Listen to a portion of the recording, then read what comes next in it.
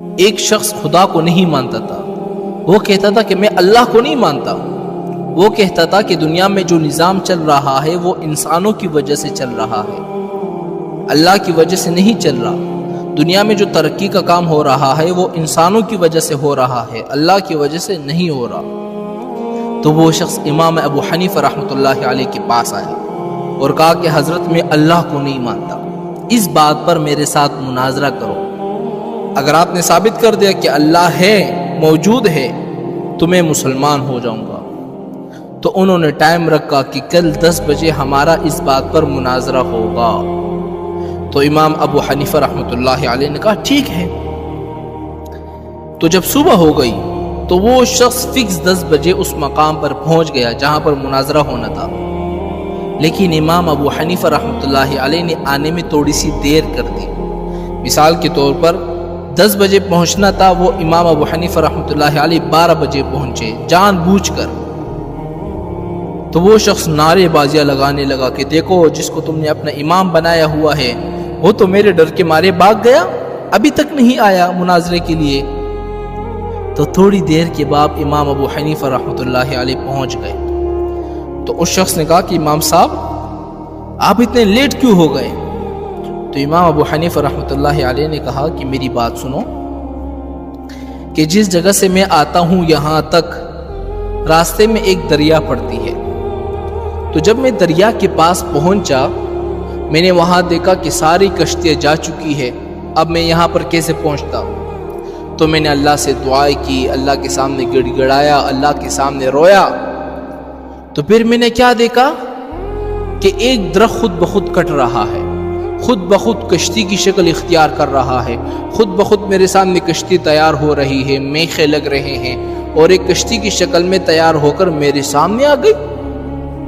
تو میں اس میں بیٹھ کر پھر یہاں پہنچ گیا۔ تو وہ شخص کہنے لگا کہ یہ تو پاگل نہیں ہو گیا، ایسا بھی ہو سکتا ہے کہ ایک درخت خود بخود کٹ جائے، خود بخود کشتی کی شکل اختیار کر لے، خود بخود اس پہ میخیں لگتے رہے، خود بخود آپ کے سامنے آ جائے، یہ سے ہو سکتا ہے؟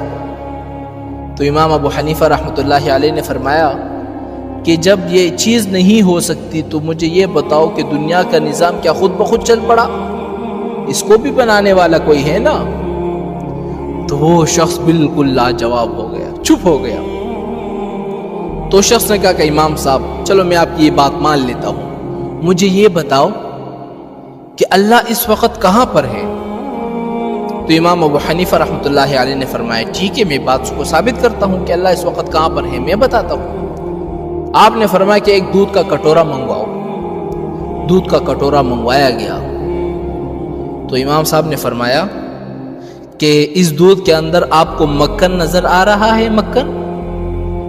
تو اس نے کہا کہ امام صاحب مکھن تو نظر نہیں آ رہا، البتہ اگر ہم اس کو تیار کریں گے، اس کو بروئیں گے، پھر اس سے مکھن نکلے گا۔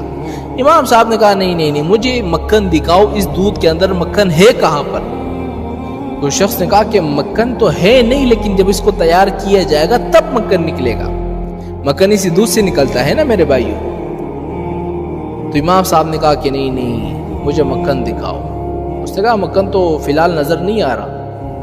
تو امام صاحب نے فرمایا کہ جب تم اس مجازی چیز کو نہیں دیکھ سکتے تو تم اس حقیقی خدا کو کیسے دیکھ پاؤ گے؟ وہ شخص بالکل چپ ہو گیا، لاجواب ہو گیا۔ تو شخص نے ایک پھر سوال کیا، چلو آخری سوال امام صاحب، پھر اس کے بعد میں مسلمان ہو جاتا ہوں، اللہ کا رخ اس وقت کہاں پر ہے؟ تو امام صاحب نے فرمایا کہ چلو ایک موم بتی منگواؤ۔ موم بتی منگوائی گئی، آپ نے فرمایا اس کو جلاؤ۔ جب جلائی گئی تو امام صاحب نے فرمایا کہ اس کی روشنی کس طرف ہے؟ جب موم بتی کو بندہ چلاتا ہے تو چاروں طرف روشنی ہو جاتی ہے نا؟ تو شخص نے کہا روشنی تو چاروں طرف ہے۔ تو امام صاحب نے فرمایا کہ اسی طرح بس اللہ بھی ہر جگہ موجود ہے، ہر جگہ دیکھ رہا ہے۔